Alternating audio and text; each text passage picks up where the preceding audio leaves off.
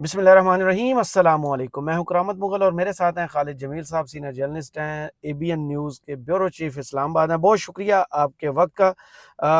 Sir बताइएगा, अभी कुछ देर पहले ही बिलावल ने बीट रिपोर्टर से इस्लामाबाद में मुलाकात की और वो जो अपनी प्रोफाइलिंग कर रहे हैं वो आपको मीडिया में नज़र आ रहा है कि धड़ाधड़ फरमाइशी इंटरव्यूज़ भी हो रहे हैं, रिपोर्टर के साथ मुलाकातें भी हो रही हैं और अंदर की बातें वो तरीके से बाहर फेंक रहे हैं।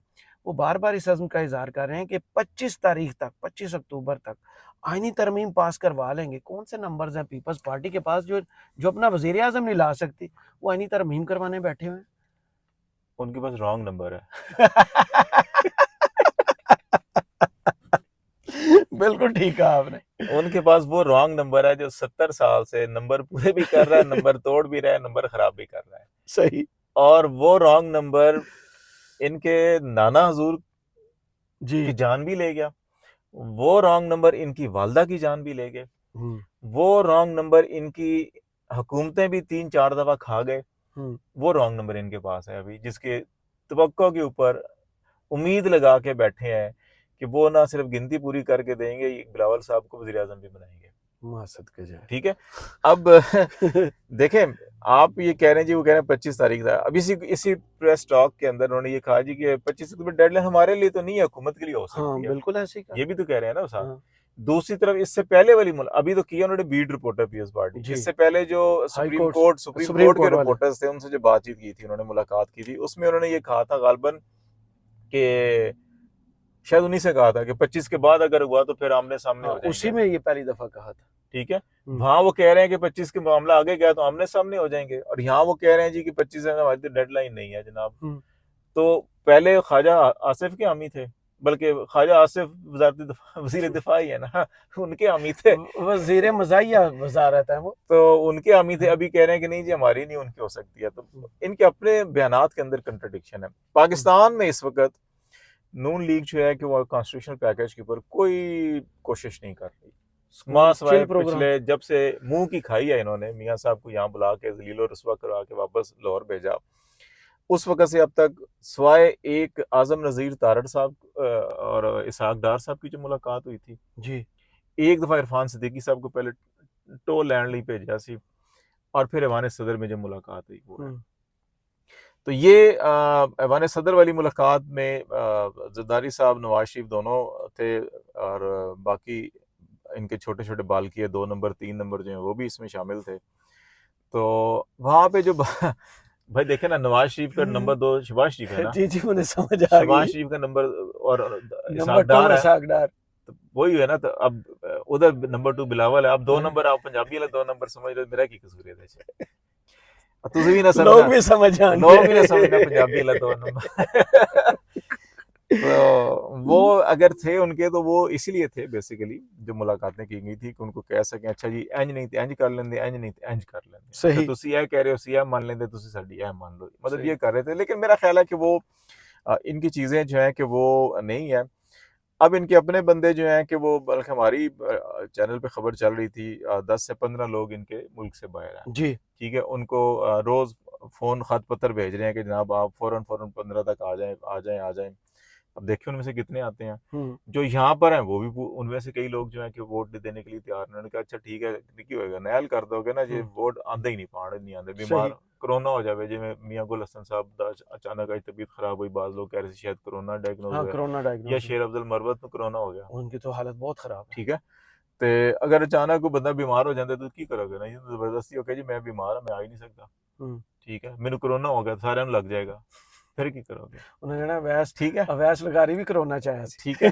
तो अब ये भी मामला है। हुँ, फिर जो है कि अब पीटीआई के लोगों को आप घर तोड़ रहे हैं, आप उठा रहे हैं, आप उनके बच्चे उठा रहे हैं, आपको मिल नहीं रही, आप केपी हाउस में छापे मार रहे हैं, दरवाजे तोड़ रहे हैं, रेंजर घुस रहे हैं कि वहां से वो ढूंढ लें, कुछ शायद वहां पे छुपा के बैठे हैं, जिनके ऊपर इनको तकिया था वो फिर नहीं मिले उनको।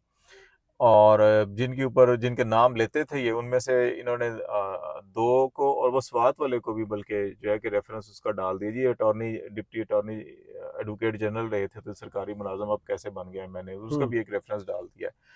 और अगर आप ये हरकतें कर रहे हैं तो इसका मतलब बंदे आपके पास पूरे नहीं है ना, जेयूआई सही। अगर आपसे नहीं मानती, और आपके अपने बंदे यहाँ पे नहीं है, और आपके जिन पे तकिया है वो बंदे यहाँ पे नहीं है। हम्म, तो ये मेरे ख्याल है सिर्फ और सिर्फ अभी जो है कि रॉन्ग नंबर को साहब बहादुर को बता रहे हैं कि हम बड़ी कोशिश कर रहे हैं, दौड़ बारिश बहुत की है वो ना। हम्म। एक बांदर सी वो डॉक्टर बन गया। अच्छा। ਤੇ ਇੱਕ ਉਹਨਾਂ ਦਾ ਬਾਂਦਰ ਬਿਮਾਰ ਹੋ ਗਿਆ ਤੇ ਉਹਨਾਂ ਨੇ ਕਿਹਾ ਜੀ ਕਿ ਉਹ ਗਿਆ ਸੀ ਹਕੀਮ ਦੇ ਕੋਲ ਰਹਿ ਕੇ ਆਇਆ ਕੁਝ ਅਰਸਾ ਤੇ ਉਹ ਡਾਕਟਰ ਬਣ ਗਿਆ, ਉਹਨੂੰ ਬੁਲਾਓ ਇਲਾਜ ਲਈ। ਉਹ ਆਇਆ, ਉਹਨੇ ਵੇਖਿਆ ਇੰਜ ਇੱਕ ਸ਼ਾਖ ਨੂੰ ਲਟਕਿਆ ਤੇ ਇੰਜ ਗਿਆ ਉਹ ਇੱਕ ਦੂਜੇ ਦਰਖਤ ਤੇ। ਉੱਥੋਂ ਫਿਰ ਆਇਆ, तीसरे थे। ਝੂਟਾ ਲੈਂਦਾ ਆਇਆ ਜਨਾਬ, ਮਰੀਜ਼ ਨੂੰ ਵੇਖਿਆ, ਫਿਰ ਦੂਜੇ ਤੀਜੇ ਚ ਬੜੇ ਚੱਕਰ ਲਾਉਂਦਾ ਰਿਹਾ। ਆਖਰੀ ਵਾਰੀ ਆਇਆ, ਸਾਰਿਆਂ ਨੇ ਫੜ ਲਿਆ। ਉਹਨੇ ਕਿਹਾ ਇਹ ਬਾਂਦਰ ਤਾਂ ਸਾਡਾ ਮਰ ਗਿਆ, ਤੂੰ ਕਰ ਕੀ ਰਿਹਾ? ਕਹਿੰਦਾ ਇਹ ਤਾਂ ਅੱਲਾ ਦੀ ਮਰਜ਼ੀ, ਦੇਖੋ मैं दौड़ भज कितनी की थी। ठीक है। तो बिलावल साहब जो है ना दौड़ भज बहुत कर रहे हैं, वो अपने रॉन्ग नंबर को बताने के लिए। देखो मैं दौड़ भज, देखो मैं सुप्रीम कोर्ट ਦੇ ਰਿਪੋਰਟਰਾਂ ਨੂੰ ਮਿਲਿਆ, ਮੈਂ ਬੀਟ ਰਿਪੋਰਟਰਾਂ ਨੂੰ ਮਿਲਿਆ, मैं ਮੈਂ इंटरव्यू ਪਾਰਟੀਆਂ ਨੂੰ दिते। ਮਿਲਿਆ, ਮੈਂ ਇੰਟਰਵਿਊ ਵੀ ਦੇਣਾ ਸ਼ੁਰੂ ਕਰ ਦਿੱਤੇ। ਮੈਂ ਜਿਹੜਾ ਕਿ ਬਾਹਰ ਦੇ ਵਿੱਚ ਖਿਤਾਬ ਕਰਨਾ ਉਹਨਾਂ ਛੋਟੀਆਂ ਛੋਟੀਆਂ 12 ਜਿਹੜੀ ਤੁਸੀਂ बंद ਬਿਆਨ कमरे च। ਜਿਹੜੀ ਤੁਸੀਂ ਬਿਆਨ ਭੇਜ ਰਹੇ ਸੋਗੇ ਜੀ, ਫਲਾਂ ਨੇ ਵੀ ਹਮਾਇਤ ਕਰਦੀ, ਵਕੀਲਾਂ ਨੇ, ਫਲਾਂ ਨੇ ਵੀ, ਮੈਂ ਉਹਨਾਂ ਤੋਂ ਵੱਡਿਆਂ ਲੋਕਾਂ ਨੂੰ ਜਾ ਕੇ ਖਿਤਾਬ ਕਰਕੇ ਆਇਆ। ਪਰ ਦੇਖੋ ਦੌੜ ਭਜ ਤੇ ਅਸੀਂ ਬੜੀ ਕੀਤੀ ਹੈ, ਅੱਲਾ ਦੀ ਮਰਜ਼ੀ ਸੀ ਅੱਗੇ ਹੁਣ। ਤੇ ਉਹ ਇਹਨਾਂ ਦੀ ਨਾ ਇਹੀ ਹੈ ਪੰਜੀ ਦਾ ਗਰੀ।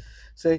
कल उन्होंने जस्टिस मंसूर पर अटैक किया, टारगेटेड, कि मुझे उनमें वो सलाहियत नजर नहीं आ रही कि अपने जजेस को कंट्रोल कर पाएंगे। आज उन्होंने जस्टिस मुनीब पर अटैक किया कि वो 63A पर अपना माइंड डिस्क्लोज कर चुके हैं। अगर माइंड डिस्क्लोज कर चुके हैं तो पिछला फैसला भी तो इन्होंने लिखा था। देखिए अब मुझे समझ नहीं आ रही कि जस्टिस मंसूर या जस्टिस मुनीर पे वो साहब तबसरा कर रहे हैं जिनके अपने वालिद साहब, जिनके अपने अतालीक सियासी जो, वो कहते हैं ये ट्रेनी है। टिकट तो मैं ही ठीक है देना ना? है। देखें ये अभी एक ट्रेनी सियासतदान है, ये ट्रेनी वजीर था। ये अल्लाह के फजल से पाकिस्तान दुनिया का पहला मुल्क होगा कि जहाँ पे एक ट्रेनी वजीर आजम बनाने की भी सोची जा रही है बात। ठीक है, तो अब जो है कि बहुत जरखेज जमीन अब है। आप एक ट्रेनी आदमी से इसी किस्म के बयान की तो कर सकते हैं सही। ना कि जी कि अच्छा वो कंट्रोल नहीं कर सकता। वो भाईजान कंट्रोल नहीं किया। अदालतें कंट्रोल जजों को करने के लिए नहीं होती, अदालतें जो है वो मुजरिमों को कंट्रोल करने के लिए होती हैं, वो आइन शिकनों को कंट्रोल करने के लिए होती हैं, वो कानून शिकनों को कंट्रोल करने के लिए होती हैं, वो आइन का तिया पांचा करने वालों को कंट्रोल करने के लिए होती हैं। अब आप कंट्रोल शिकंजे में फंस गए तो अब कहते हैं जजन को फारग कर दो, तो ये कर दो, तो वो कर दो, तो ये अपने जजन क्यों कि जी वो उन जजों को काबू नहीं कर सकते जो अब सियासत का नाम लें या जो बात करें। बात यह है कि यही जज, यही अदालतें रात 12 बजे आपके लिए खुले तो सब ठीक है। ठीक है, अब अगर आप ये देखें कासिम सूरी की जो रूलिंग थी उसको जो गैर आईनी करार दिया, उस बेंच में कौन कौन थे? ठीक है, हुण उन्हां जजां तो तकलीफ हुंदी है ना, तो इन्हां नूं जस्टिस मंसूर ठीक भी है ना, थे, जस्टिस मुनीब भी थे। ठीक है, उसमें भी तो माइंड पे डिस्क्लोज कर दिया था ना उन्होंने, फिर चुप के बाहर छोड़ दिए। ये तो आथर थे उस ऑर्डर के। हर बेंच के अंदर जब जज फैसले करते हैं तो वो अपना माइंड डिस्क्लोज करते हैं ना। बिल्कुल ऐसे ही है। तो अच्छा, जिन जजों ने फैसले कर दिए, अतर मिनल्ला साहब ने जो है कि बड़े तारीखी फैसले किए हैं नवाज शरीफ साहब के बारे में भी, मरियम बीबी के केसेस के बारे में भी, पीपल्स पार्टी वालों के केसेस के बारे में भी। अब अगर वो इधर पीटीआई के केसेस में फैसला कर दें तो माइंड डिस्क्लोज हो जाता है। तो ताड़ी वारी की होया सही ज़मीर जाग गया सी। ठीक है, तो ये मेरा ख्याल है कि क्योंकि है ट्रेनी सियासतदान अभी, और बदकिस्मती से ये मुझे लगता है कि एक तवील अरसे तक ट्रेनी ही रहेंगे। अजीब सी बात की है क्योंकि 63A से ये जुड़ी हुई है, क्योंकि नंबर्स तो इनके पास पूरे नहीं थे, बंदे तोड़ने थे पीटीआई के, टारगेट रखा गया था, और 63A इसीलिए ख़त्म की गई है कि उनको उठा के ब्लैकमेल करके वोट लिया जाए। आज वो उसी पर कहते हैं कि हुकूमत के पास ज़मीर पर वोट लेने का ऑप्शन मौजूद है। इतनी डिटाई, ये देखो गैर अखलाकी। देखें ये जो है ना ये सियासी खुदकुशी के मुताबिक है जी। ठीक है, बिलावल भुट्टो साहब ने ये बयान देकर मोहतरमा बेनज़ीर भुट्टो की रूह पे तमाचा मारा है। बिल्कुल ऐसे ही। ठीक है, आज मोहतरमा बेनज़ीर भुट्टो की रूह तड़प उठी होगी कि मैंने जो सारी उम्र मेहनत की, रियाजत की, सियासत की, कुर्बानियाँ दी, और नवाज शरीफ जैसे आदमी को जब मोहतरमा के बारे में क्या क्या गलीज़ जुमले, लफ्ज़, तस्वीर जो है कि उस ये नवाज शरीफ साहब की पार्टी क्या कुछ नहीं करती थी, कि उन जैसे लोगों के साथ बैठ के मिसाक जमहूरियत किया और कहा कि हम मैंडेट का एहतराम करेंगे। आज उस खातून का बेटा, उस सियासी शहीद खातून है, सियासत में असूलों पे या जो भी उन्होंने अपनी कुर्बानी दी, जान की कुर्बानी दी, उसका बेटा बैठ कर अगर ये कहता है कि जी हमारे पास जो है कि वो ज़मीर के वोट का ऑप्शन भी है, तो डूब मरना चाहिए। ये ट्रेनी सियासतदान भी नहीं है, इसको जो है कि जाके थड़े पे बैठ कर जो है कि उन्हीं ज़मीर फरोशों का कारोबार करना चाहिए मेरा ख्याल है। इमरान खान के बारे में उन्होंने एक स्टेटमेंट दिया, लेकिन उससे पहले काजी साहब ने आज केस तो कोई और था, लेकिन उनकी मर्जी होती है, कोई भी चीज़ दूसरी में घुसा लेते हैं। आज वो कहते हैं कि पाकिस्तान में बहुत से काम बगैर आइन और कानून के हो जाते हैं। यहाँ कानून और आइन के मुताबिक कुछ नहीं हो रहा है, वो कह रहे हैं कि उसके बगैर भी हो जाते तो हैं। जो सारे उन्होंने फैसले किए इसीलिए किए ना, जिसकी आप बात कर रहे हैं, ज़मीर फरोशी की भी और ज़मीर के वोट भी, तो भाई वो सारे फैसले इसीलिए तो किए हैं कि आइन और कानून के बगैर भाई चुपको हाँ, चुपको। आप देखें ना, पिछले 1-2 साल से चले हम उमर अता बंदयाल साहब को भूल जाते हैं, हुँ, वो बुरे थे जैसे भी थे। काजी साहब जब से चीफ जस्टिस बने, तो क्या पाकिस्तान में ह्यूमन राइट्स इंडेक्स जो है कि बहुत अच्छा हो गया? नहीं, क्या ख़वातीन को अपनी बीवी को साथ खड़ा करके उन्होंने हलफ उठाया? सिंबल हाँ, ठीक है? सिंबॉलिक था वो। तो क्या उस वक़्त कहा गया जी कि ये एम्पावरमेंट, ये ख़ातून की तक़द्दुस, तकरीम, इज़्ज़त सब कुछ है। मुझे तो ये लगता है कि वो जो एक्शन था वो तक़द्दुस और तकरीम नहीं था, बल्कि वो उन लोगों को ताना था कि तुमने इसके केस की वज़ह से मेरा रेफ़रेंस बनाया था ना मैं और मुझे सामने फ़ारिग खड़ा हूँ। कर रहे थे। तो ए लो, मैं ये भी चीफ जस्टिस ऑफ पाकिस्तान जे। सही। ठीक है ना? उमर अता बंदयाल साहब के दौर में काजी साहब के जो दोस्त थे वो कहा करते थे जी कि इस वक़्त मुल्क में कानून की हुक्मरानी नहीं, मदर इन कानून की हुक्मरानी है, हाँ, mother in mother law in की। लॉ की। रूल ऑफ लॉ नहीं है, हाँ, mother in law rule of law है। ठीक है? सही। ये कहा करते थे। तो आपने इसका मतलब ये साबित किया कि जी के सास की नहीं, बीवी की हुक्मरानी है इस वक़्त। हुँ, उसके बाद अगर आपने करने के बाद फिर अगर जो है कि पूरे मुल्क के अंदर अगर ख़वातीन के साथ ज़्यादती हो रही है, ज़ुल्म हो रहा है और लोगों के घरों के अंदर देखें ना आप, उस्मान डार, उमर डार से आपके लाख सियासी इख्तिलाफ सही, लेकिन उनकी घर के अंदर घुस के ख़वातीन के साथ जो कुछ किया यास्मीन गया, राशिद साहिबा, ठीक है? आलिया फिर हमज़ा। ये जो ख़वातीन सारी की सारी आप हाँ, एक के बाद दूसरा, दूसरे के बाद तीसरा, मुकदमे पर मुकदमा, और फिर एक थाने से दूसरे, दूसरे से तीसरे, चौथे एक ज़िले से दूसरे, दूसरे ज़िले से तीसरे और फिर एक सूबे से दूसरे। ये जो सारा का सारा हो रहा था, और काज़ी साहब आगे तो फुटपाथ पे चलते हुए जो है कि खुद नोटिस ले लेते थे। लड़ भी पड़ते थे। ठीक है? अब आप देखें ना कि वहाँ पे ग़ालिबन ये फैसलाबाद के पास कहीं वो पे जो हमारी जड़ांवाला, क्रिश्चियन कम्युनिटी के साथ जो वो ज़ुल्म जड़ांवाला में हुआ, हुआ था, जी। वहाँ के लोगों ने एप्रिशिएट किया हुँ। कि काज़ी साहब जो है कि नहीं, वो भी इंसानी, कंडक्ट की खिलाफ़वर्ज़ी थी, वहाँ जाके पुलिस वालों को हदायत देते रहे थे। मतलब वो एक सेकंड फेज़ है ना। जी, चलें आप एक बीइंग अ जज, एक ह्यूमन, आज जाके आप हमदर्दी कर रहे हैं और अगर हुँ, इंसाफ की फ़राहमी के लिए वो बात कर रहे हैं, किसी हद जी, तक चले हम मान लेते हैं, okay, hmm, well and good, ठीक है, एक ज़ुल्म हो रहा था उसको आपने रोकने के लिए आप अ, एक लिमिट क्रॉस कर गए। तो अब आपकी वो सारी की सारी असूल, वो सारी चीज़ें कहाँ चली गईं? आप बिल्कुल खामोश। आप ये देखें कि पाकिस्तान के सिविलियंस, शहरी, फौजी कस्टडी के अंदर 1 साल से पड़े हुए हैं। केस यहाँ पे लगा हुआ है, किसी को किसी को फ़िक्र ही परवाह नहीं ही है। नहीं। ठीक है? आपने जस्टिस मुनीब अख्तर एक केस में 1 दिन नहीं आए, आपने दूसरे दिन बेंच बदल के बिठा लिया। उसी दिन कार्रवाई शुरू ठीक है? कर दी। अब मुझे बताएँ, फौजी अदालतों वाले बेंच या बाकी जगहों के ऊपर मुसद्दल आली साहिबा जो है कि वो कितने अरसा बीमार रही, आपने ना बेंच चेंज किया, ना उसकी हियरिंग होने दी। हुँ, तो ये चीज़ें जो है ये काज़ी साहब के तो वो जो आपने बात की ना, वो कह रहे हैं कि आइन और कानून के बगैर भी बहुत कुछ हो जाता है, तो ये आइन के और कानून के बगैर ही तो सब कुछ ये हो रहा उन्होंने था। बताया हुँ। है। इसके अलावा स्पीकर ने 2 खत लिखे हैं इलेक्शन कमीशन को। आज उनकी कानूनी लीगल टीम ने बैठ के सर जोड़ के मुशावरत भी की है, कुछ समझ नहीं आ रही। लेकिन दूसरी जानब यही इलेक्शन कमीशन जिसका कंडक्ट बहुत ख़िलाफ़ है, बहुत ख़राब है, लेकिन सबसे बड़ा इस वक़्त केपी की नुमाइंदगी नहीं है सेनेट में। हुँ, वो रोक के बैठे हुए हैं, लेकिन मखसूस नशिस्तों का फ़ैसला नहीं समझ आ रहा उन्हें। हुँ। क्या कानूनी कार्रवाई हो सकती है ऐसे इदारे के खिलाफ? देखें, 2 चीज़ें ना, एक तो जो मेरा नहीं ख़्याल कि क्योंकि अभी नज़रसानी की दरख़्वास्त सुप्रीम कोर्ट में है, हुँ, फिर इलेक्शन एक्ट के आने के बाद जो सिचुएशन डेवलप हुई है और स्पीकर का जो पहला ख़त है, उस पे ऑलरेडी इलेक्शन कमीशन जो है सुप्रीम कोर्ट से रुजू कर चुका है कि हमें ये वज़ाहत भी दे दें, क्योंकि उस वक़्त सही, तक तफ़सीली फ़ैसला नहीं आया था, तो अब ये सोच रहे थे क्या करें, तो उन्होंने कहा एक और वज़ाहत माँग लो। सही। ठीक है? अब जो मामला ज़ेरे इल्तवा है सुप्रीम कोर्ट में, उसके ऊपर कैसे ये फ़ैसला कर सकते हैं खुद? हुँ, ठीक है? कि उस पे अभी कई सब बनाए ना, नज़रसानी को दोबारा आए हुए, तो लगाएँ, क्यों नहीं लगा रहे? हुँ। फ़ौरन हाँ, लगाएँ। जुलाई में तो बड़ी जल्दी थी। आप लगाएँ ना, क्यों नहीं हुँ, लगा रहे? क्यों? अब अच्छा जी हुण आइन और कानून के बगैर भी काम हो सकते हैं, ज़रा वो भी करके वेख लो, रॉन्ग नंबर ਨੂੰ कह रहे हैं, वो भी करके वेख लो ज़रा तुसीं, शायद वो भी हो सही, जावे, ठीक है?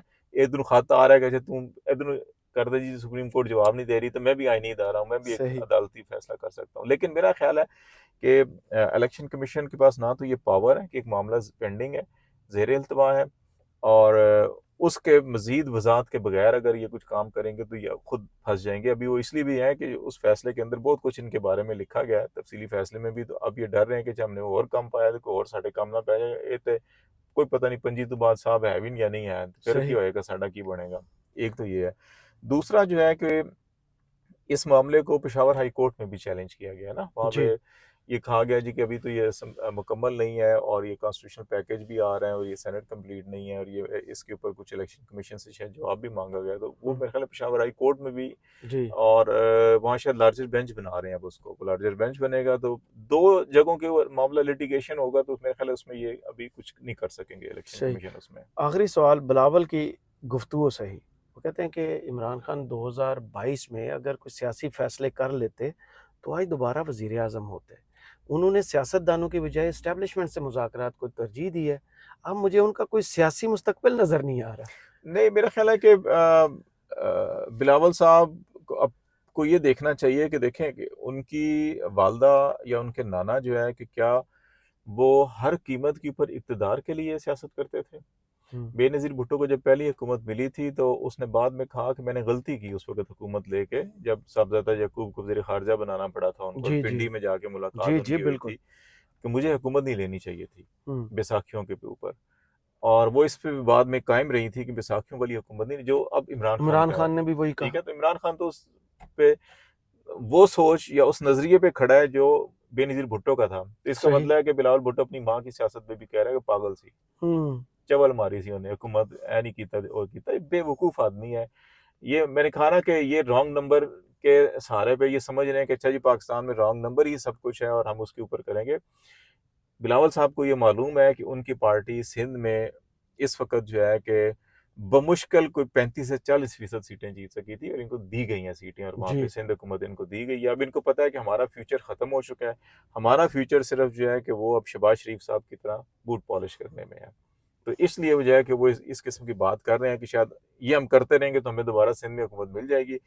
लेकिन एक दफ़ा शायद अगर ले लें, अगर ले भी लें, तो मुझे नहीं लगता कि अगर अभी ये कारी साहब जो 25 इनके लिए सियासी मौत बनी हुई है, तो 25 अगर निकल गई, कारी साहब जो है कि टिकट बुक कराए हुए हैं उन्होंने, अगर वो लंदन चले गए, स्पेन भी तो जा सकते तो हैं। उसके बाद नहीं, अल्टीमेटली तो जाना उधर ही है, उन्होंने स्पेन और लंदन के दरमियान ही घूमते-फिरते रहना है उन्होंने।